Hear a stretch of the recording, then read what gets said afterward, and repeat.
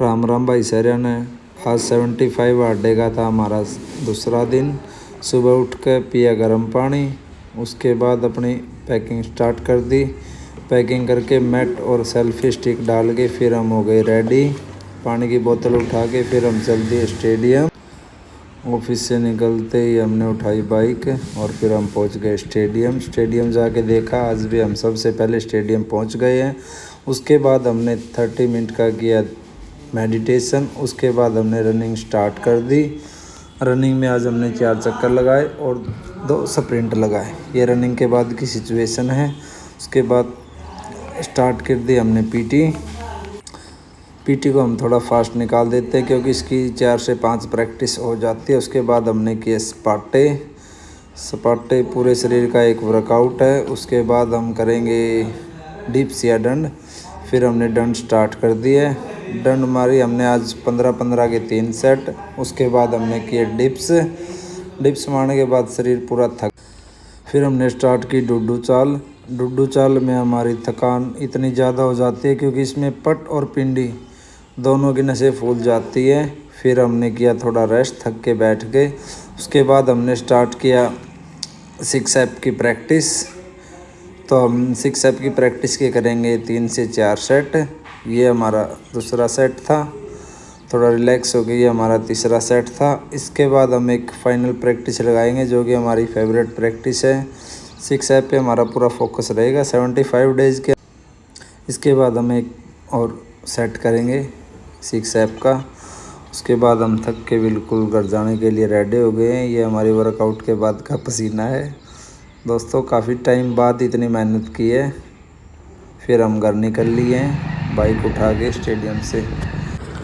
फिर हम पहुंच गए भाई ऑफिस के अंदर आते ही हमारा पहला काम होता है डाइट। आराम के नाम चला के फिर हमने डाइट ली। उसके बाद नहा धो के हमने पूजा स्टार्ट कर दी।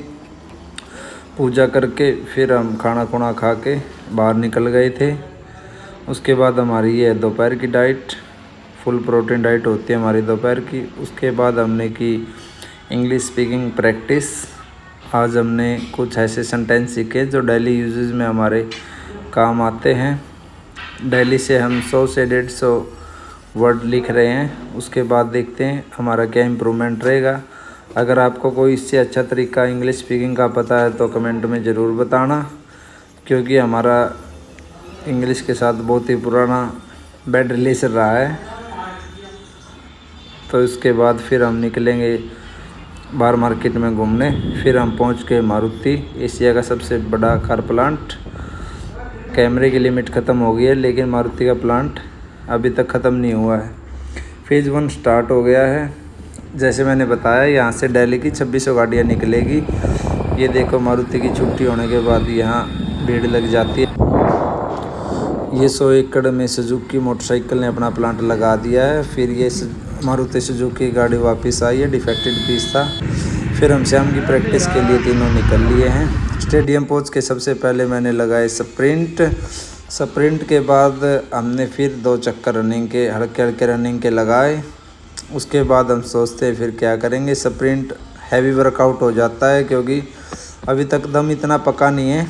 तो उसके बाद हमने स्टार्ट कर दिए सपाटे के हम 15-15 के 3 सेट करेंगे क्योंकि अभी स्टार्टिंग है। अगर ज़्यादा करेंगे तो फिर हमारा शरीर दुखने लग जाएगा।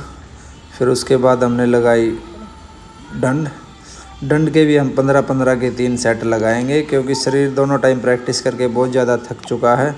उसके बाद हम लगाएंगे फिर डिप्स, क्योंकि दोनों टाइम का वर्कआउट बहुत हैवी हो जाता है। तो डिप्स लगाने के बाद हमारा शरीर बिल्कुल थक गया और हमसे नहीं उठा गया।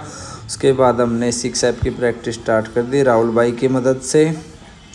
इसमें हम 3 सेट करेंगे क्योंकि दोनों टाइम 6 एप की प्रैक्टिस से पेट में बहुत ज़्यादा दर्द हो सकता है। ये हमारी आज की लास्ट प्रैक्टिस रहेगी।